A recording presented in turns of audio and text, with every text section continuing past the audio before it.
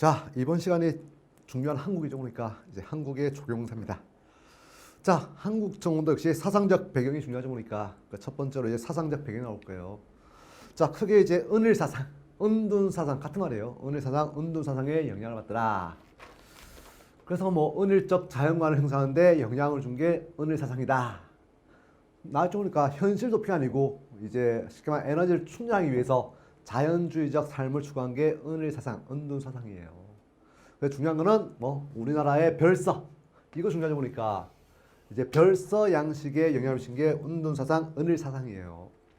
말로 번잡한 속세를 떠나가지고 자연 속에서 묻혀서 자연을 추구하면서 사는 게 이제 은둔사상, 은일사상으로 이제 별서 양식에 영향을 미쳤더라고 보시면 됩니다.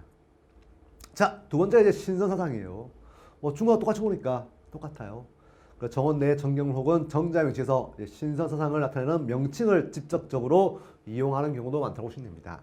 중요한 거는 역시 중도식 똑같이 보니까 연못에 선을 들어서 신선에 살고 있는 세 개의 선산, 복내, 방장, 영주를 상징했다고 보시면 됩니다. 그다음에 십장생의 문양을 이제 조경 소재로 이용한다는 것. 십장생이 원래 오래 사는 10가지니까 이제 신선사상이에요. 당과 굴뚝의 이제 그림으로 나타내고 대표 경복궁 장영전에 십장생 굴뚝이 있습니다. 뒤에 나올 거예요. 이런 굴뚝이나 또는 소나무도 십장생 하나죠. 보니까 운하 보면 대부분 다 섬 안에다가 소나무 많이 심죠. 그러니까 이것도 역시 신선사상의 영향을 받더라 알아주시면 됩니다.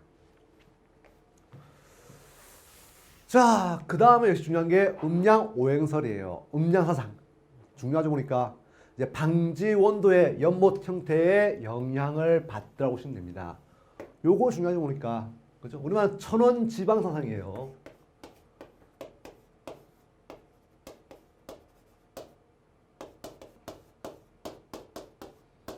뭡니까? 하늘은 둥글고 땅은 네모나게 보니까 천원 지방에 나온 게 이제 방지 원도예요.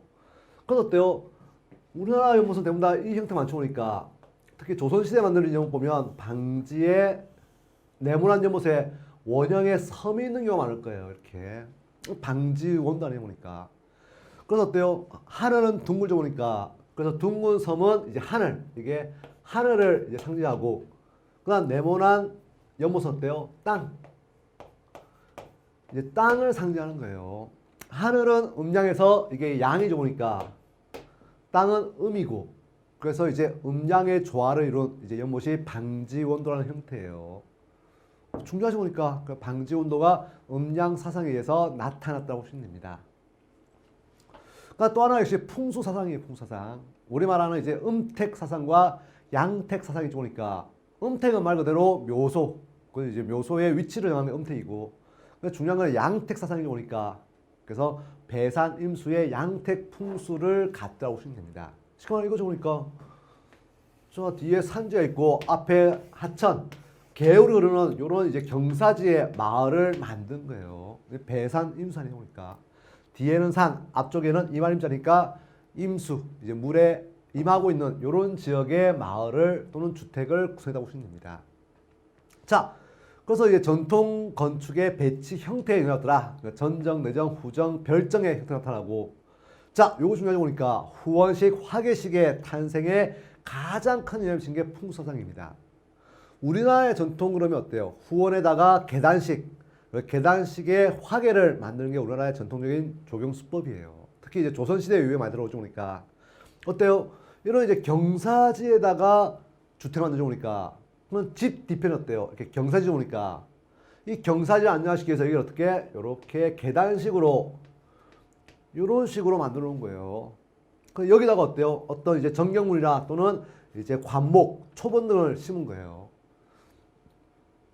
그래서 집 뒤에 만드니까 후원, 그 다음에 화계, 이제 계단식으로 만들고 꽃을 심어서 이제 화계라고 그래요. 그래서 여기 이제 풍수사상의 영향을 받다고 보시면 됩니다. 그다음 조경 수목의 배치 위치예요. 수목을 어디에 어떤 수종을 심을지 그 배치 위치가 정말 풍수에 따라서 나타나는 경우가 많다고 보시면 됩니다. 또 하나가 이제 유교 사상의 영향을 받다고 보시면 됩니다. 중요한 서원, 우리나라 서원 배치가 전부 다 유교 사상에 의해서 나타났다고 보시면 됩니다. 궁궐의 배치나 민가 주공간의 배치, 공간 분할에 영향을 미친 게 유교 사상이라고 보시면 됩니다. 뭐 이런 다양한 사상적 면이 이제 들어간 게 우리나라의 정원 양식의 특징으로 보시면 됩니다. 자, 그다음 한국 정원의 유형별 특징이 좀 보니까 자, 일단 궁궐 조경의 배치 보세요. 자, 궁궐 조경은 이제 삼국시대의 궁제 영향을 받다고 보시면 됩니다. 이제 중국의 영향으로 나타난 게 우리나라 궁궐 배치예요. 그래서 삼문삼조라는 형태가 나타나야 됩니다. 자, 어떻게 되면 이거예요. 자, 남북 축선상에 보니까 자, 여기에 하나의 문이 있고 하나의 건물을 위주로 한 공간이 있고 자, 건물 같은 경우는 뭐 중앙에 있을 수 있고 좌우에 있을 수 있습니다. 그러니까 다시 이제 뒤에 문이 있고 공간이 있고 그러니까 대충 그럴게요. 다시 문이 있고 또 하나의 공간이 요 뒤에 들어가는 거예요. 이렇게. 이게 남북 축선상에 위치하고 있습니다. 그러다 보니까 어때요? 삼문, 세 개의 문이 있죠. 그러니까 세 개의 공간이 있는 삼문삼조의 형태를 취하고 있습니다.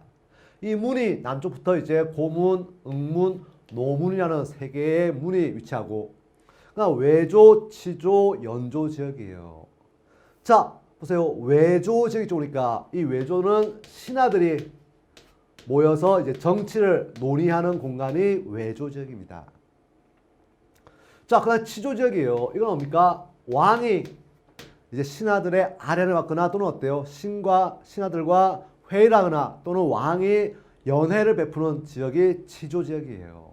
왕이 정치하는